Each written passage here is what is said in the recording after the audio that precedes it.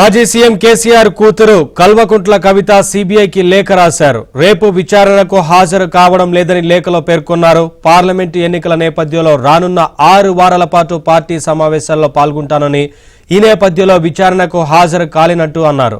అయితే మరోవైపు లేఖలో కీలక అంశాలను ప్రస్తావించారు.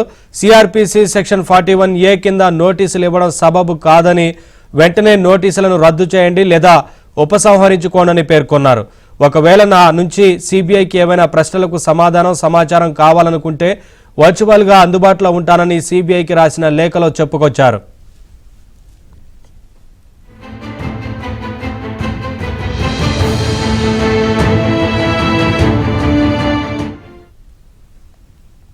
అప్డేట్స్ మా తెలంగాణ బ్యూరో ఇన్ఛార్జ్ నవీన్ అందిస్తారు.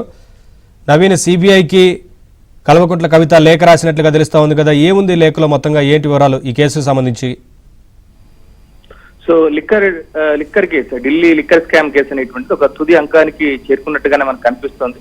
సో ఇప్పటికే అంటే గత ఏడాది 2022 డిసెంబర్న కవితను ఈ ఢిల్లీ లిక్కర్ స్కామ్ లో కవిత పాత్ర మీద సిబిఐ అధికారులు 160 సెక్షన్ కింద ఆమెకి నోటీసులు ఇచ్చారు. సో అప్పుడు హైదరాబాద్ లోనే ఆమెను కలిసి వాళ్ళకి కావాల్సినటువంటి వివరాలను కూడా తీసుకున్నారు. సో ఆ తర్వాత ఈడీ దీంట్లో ఇన్వాల్వ్ అయ్యి కవితను దాదాపుగా ఇప్పటికీ 4 సార్లు కవితను విచారణ చేసింది. సో దాంట్లో కవిత దగ్గర ఉన్నటువంటి ఆధారాలను కూడా ఈడీ అధికారులు తీసుకున్నారు. సో ఆ తర్వాత కవితని రాత్రి 10 నుంచి 11 గంటల వరకు కూడా విచారణ జరపడాన్ని కవిత తీవ్రంగా తప్పుపడుతూ సుప్రీంకోర్టుకు వెళ్లారు. సిబిఐ ఈడీ విచారణ తీరు సరిగా లేదని చెప్పేసి, సో అవసరమైతే తనను గతంలో పలు విచారణ సందర్భంగా ఇతరత్ర నాయకుల్ని ఏ విధంగా అయితే విచారణ జరిపారో అంటే వర్చువల్ పద్ధతిలో, అలానే వర్చువల్ పద్ధతిలో విచారణ జరపాలని చెప్పేసి కవిత సుప్రీంకోర్టును ఆశ్రయించారు. అయితే ఈ కేసు ఈ నెల 28వ తారీఖు వరకు కూడా పెండింగ్ లో ఉంది. సో 28వ తారీఖు వరకు ఈడీ విచారణకు సంబంధించిన కేసు పెండింగ్ లో ఉన్న సందర్భాన్ని కవిత గుర్తు చేస్తున్నారు. సో రేపు సిబిఐ విచారణకు పిలిచినటువంటి నేపథ్యాన్ని కూడా కవిత తన లేఖలో సిబిఐకి స్పష్టం చేసింది.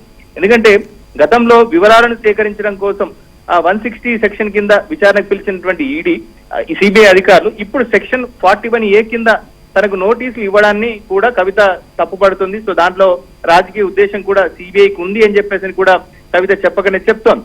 సో మరోవైపు ఈ కేసు అనేటువంటి దాదాపు ఇప్పటికే ఈ కేసులో అప్రూవల్ గా మారినటువంటి వాళ్ళంతా కూడా కోర్టు ముందర, సో ఈ కేసులో ఎవరెవరికి సంబంధం ఉంది, వాళ్ళకి సంబంధించినటువంటి అంశాలన్నింటినీ కూడా కోర్టు ముందర వెల్లడించారు. సో ప్రధానంగా కవిత పిఏగా ఉన్నటువంటి అశోక్ కౌశిక్ అప్రూవర్ గా మారిపోయి కోర్టులో కవితకి కేసుతో ఏ మేరకు సంబంధం ఉందనేటువంటి అన్ని విషయాలను కోర్టు ముందర ఆయన చెప్పినటువంటి నేపథ్యంలో సో సిబిఐ కవితను నిందితురాలుగా పరిగణిస్తోంది. సో మొన్నటి వరకు ఏంటంటే వివరాల కోసం కవితను 2022 డిసెంబర్ విచారణకు పిలిచి విచారణ జరిపినటువంటి సిబిఐ అధికారులు సో ఇప్పుడు కవితను నిందితురాలుగా చేర్చి నిందితురాలిగానే ఆమెను గుర్తిస్తూ సో రేపు ఆమెను విచారణకు హాజరు కావాల్సిందిగా కోరడం, ఆమెకు 41A కింద ఆమెకు నోటీసులు ఇవ్వడం అనేటువంటి ఇక కవిత అరెస్టుకు రంగం సిద్ధమైంది. రేపు కవితను విచారణ జరుపుతారు ఈ సిబిఐ అధికారులు, రేపు ఖచ్చితంగా అరెస్టు చేస్తారనేటువంటి చర్చ అయితే జరిగింది. సో ఈ నేపథ్యంలో కవిత ఒక్కసారిగా ఇటు న్యాయ నిపుణులతో మాట్లాడారు గడిచిన 2-3 రోజులుగా.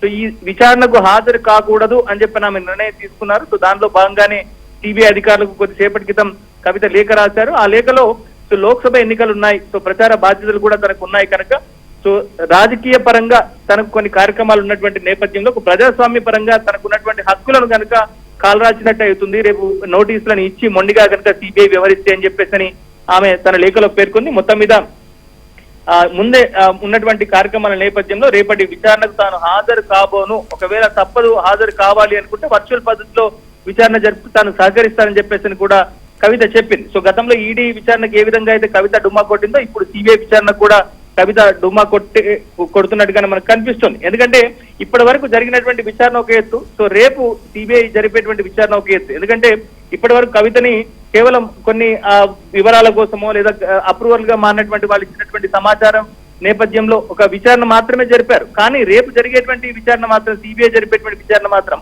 సో ఆమెకు ఈ లిక్కర్ కేసుతో సంబంధం ఉంది, ఆమెను నిందితురాలుగా చేర్చి కోర్టు పర్మిషన్ ద్వారానే కవితను రేపు విచారణకు రమ్మన్నటువంటి నేపథ్యంలో ఖచ్చితంగా ఈ అప్రూవల్ గా మారినటువంటి ఆమె పిఏ అశోక్ కౌశిక్ గాని, శరత్ చంద్రారెడ్డి గాని, లేదా ఈ కేసుతో సంబంధం ఉన్నటువంటి మాగంటి రాఘవ గాని, సో వీళ్ళందరూ ఇచ్చినటువంటి వివరాలను బేస్ చేసుకుని ఖచ్చితంగా రేపు కవిత ముందర ఈ వివరాలని ముందు పెడతారు.